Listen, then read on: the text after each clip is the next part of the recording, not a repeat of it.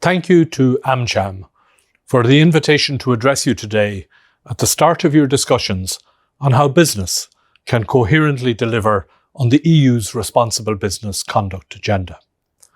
I'm very sorry that I cannot be with you in person. I'm currently in the Philippines, where I am on an official visit and where business and human rights will certainly feature prominently in my discussions. AmCham has long played a constructive role in advancing discussions on responsible business conduct, as well as on the EU's work on business and human rights. It is in a unique position to further transatlantic dialogue and policy coherence. In the course of my work as EU Special Representative for Human Rights, I am increasingly seeing that businesses and companies are stepping up to play an important role in the promotion and protection of human rights. The state, of course, has the primary responsibility to promote and protect the rights of its people, but the role of business is also essential.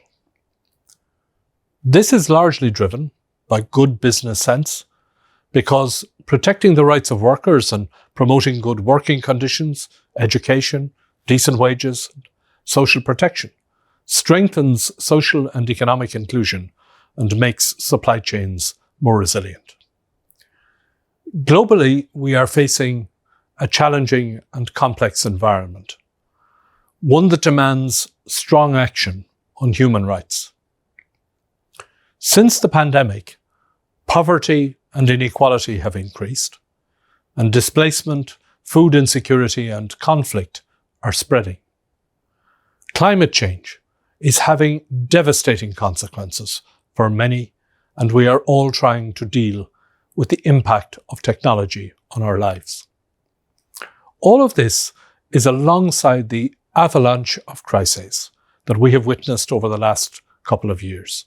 This includes Ukraine, Belarus, Myanmar, Ethiopia, Afghanistan, Iran, as well as the continuing and sustained crises such as in the Middle East. Now more than ever, we need to work together, and there are many areas where the EU and business can cooperate to enhance and strengthen responsible business conduct and respect for human rights.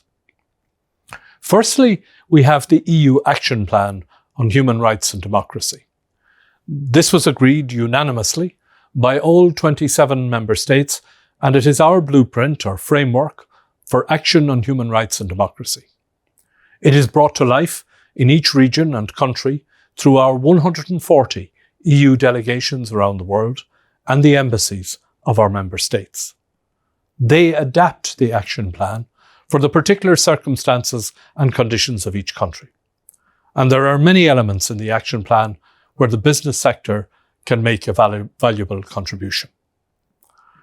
Secondly, strengthening the implementation of the UN Guiding Principles on Business and Human Rights is a priority in the action plan. The UN Guiding Principles remain the definitive and globally accepted guidance for states, businesses and individuals on how to ensure respect for human rights while conducting business activity and to provide remedy if harm is inflicted. Thirdly, an important means to promote the UN Guiding Principles are national action plans on business and human rights. 15 EU member states have launched such plans and more are in development. We also fund the development of plans elsewhere, notably in Asia and Latin America. Work is underway on the comprehensive EU framework for the implementation of the Guiding Principles, which was envisaged in the action plan. The fourth area I would like to mention are our trade agreements. EU trade agreements with third countries always contain a clause on human rights, and we use our trade preferences, the Generalised Scheme of Preferences, which gives preferential access to the EU market for imports from developing countries, on condition that there is compliance with human rights and labour rights conventions. The monitoring includes exchanges of information, dialogues and visits, and it involves various stakeholders, including civil society and the local business community. The fifth area where there is rich potential for partnership with the business sector is in legislative developments, and there are 5 that I would like to mention. The EU Responsible Minerals Regulation, the so-called Conflict Minerals Regulation, has been in force since the 1st of January 2021. As many of you will be aware, AmCham was one of the main trade associations in the negotiations on the regulation.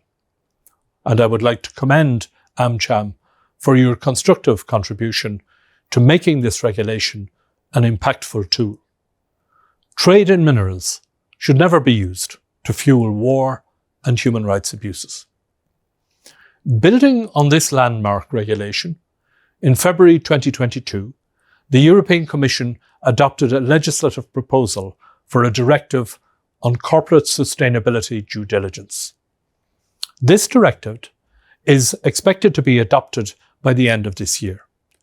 It will require companies operating in the EU market to identify and address the human rights and environmental impacts of their operations and value chains. The new rules will bring legal certainty and consequently benefits for consumers, investors and businesses. However, this will foster a level playing field and more transparency. As a complement to the proposal on due diligence, in September 2022, the Commission adopted a legislative proposal banning products made with forced labour from the EU market. This is important because an estimated 27.6 million people are in forced labour worldwide. Related to this work, earlier this month, the Commission issued a proposal for a regulation to ensure the secure and sustainable supply of critical raw materials. Critical raw materials are indispensable inputs for several strategic sectors, including renewable energy, the digital industry, and the health sector, and their demand is forecast to rapidly increase in the coming decades. Beyond considerations of security of supply, these critical raw materials should be sourced and processed sustainably and in full respect of human rights. In much the same spirit, the EU regulation on deforestation-free products is expected to be adopted later this year. It will ensure that no commodity or product issued from deforestation or forest degradation of the lands inhabited by indigenous peoples are allowed to enter the EU market. As you may be aware, a possible legally binding instrument on business and human rights has been the subject of discussion for some years among states at the UN Human Rights Council.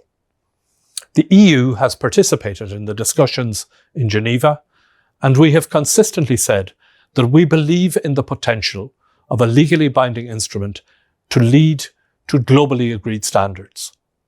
We continue to promote a realistic approach to an instrument that can provide a higher level of protection for victims and a global level playing field for companies based on due diligence.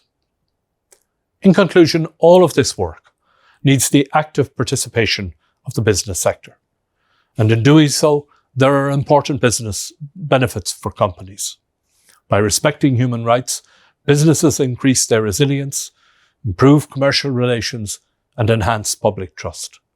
As I said at the outset, it makes good business sense.